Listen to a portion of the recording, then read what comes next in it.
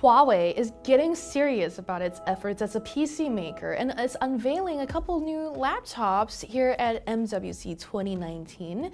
And first off is the new MateBook X Pro, which is the follow-up to the surprisingly popular MateBook X Pro from last year that industry reviewers really liked. It was popular because it had a great screen, a very nice body, and powerful performance and decent battery life. The new MateBook X Pro looks to promise more of that same goodness, but squeeze in a couple more goodies as well. So let's take a closer look.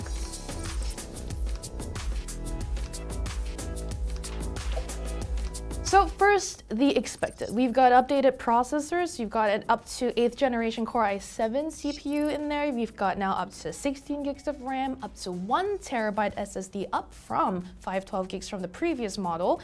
And you've got a discrete graphics option here with NVIDIA's GeForce MX 250 with 2 gigs of RAM included.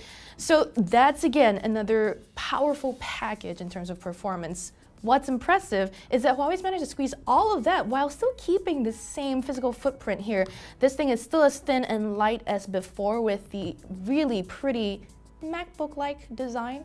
You know, Huawei's still kind of going after this design that everyone's very familiar with now, and it's honestly a little bit dated by now. I would love to see Huawei push the envelope a little bit on the design front, but for now, this is still a really nice looking laptop. They've changed up the logo, removing that floral-ish emblem from before, replacing it with just the Huawei name, which is a cleaner aesthetic. Since everyone loved the display from the previous model, Huawei's decided to, hey, keep it exactly the same. Here you've got a 3K touch panel that goes up to 450 nits of brightness, which should be plenty for use even under harsh lights. We've got a nice, comfortable keyboard with 4 speakers with Dolby Atmos enhancements for very good sound, as well as a roomy extra large click pad. It's basically the same size as before. It gives you more room to kind of do your 2-finger gestures, do your 3-finger scrolling, all of that good stuff.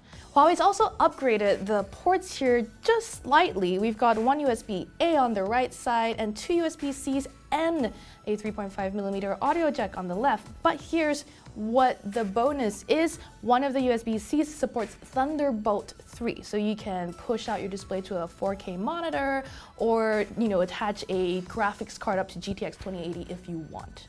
What is really interesting this time around is that Huawei's made some software upgrades to the MateBook X Pro to help you use it better. First of all, instead of having to figure out how to take a screenshot on Windows, which according to Huawei apparently is something that's not very intuitive, all you have to do now is swipe down on the screen with 3 fingers to trigger a screenshot app. Now, you might think that that's not as intuitive as finding a screenshot button on the keyboard, but what I do like about the feature is that it's much more useful than simply saving what's on your screen.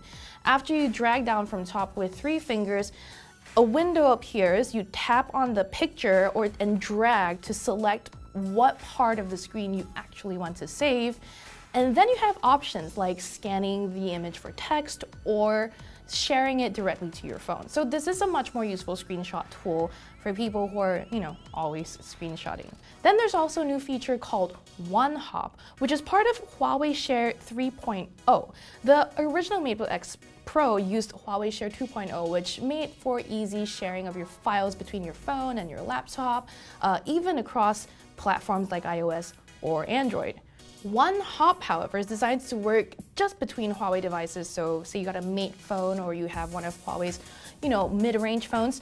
All you have to do is once you've got the setup with your Huawei ID all sorted out, just have to put your phone on the Huawei Share sticker on the deck, which is basically an NFC trigger, and it will immediately transfer whatever picture or file or video you have on your phone screen over to your laptop. This is a 2-way transfer. You can also send files from your laptop to your phone, which is pretty convenient. Finally, there's a new feature called clipboard sharing, which we haven't been able to test ourselves yet, but basically whatever you've Control-C'd on your laptop's keyboard can immediately be pasted onto your phone, again, if you have your account synced, obviously. Since these are mostly just software updates. They're also going to be available on older MateBooks that have NFC on board, as well as the other laptop that Huawei announced today, the MateBook 14. Now, if you recall, we saw the MateBook 13 at CES, which was just a month ago. And already Huawei has a 14-inch version. Now, the difference between the MateBook 14 and the 13, apart from the size, are that the 14 also has that pop-up webcam under the keyboard like the MateBook X Pro does, as well as a lot more ports. For instance, you have two USB-A ports, one of which is 3.0, one of which is 2.0, as well as USB-C, audio, and HDMI. So according to Huawei, you won't even need a dock with the MateBook 14.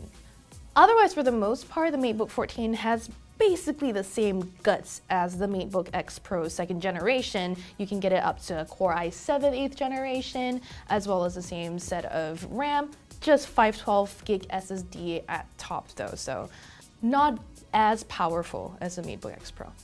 We don't exactly know when these two will be available yet. We do know the MateBook 14 is supposed to be slightly cheaper than the X Pro. When they are available for shipping though, these are beautiful machines that are probably going to be very popular again. I would wait until our full review before you spend your money splurging on one of these things.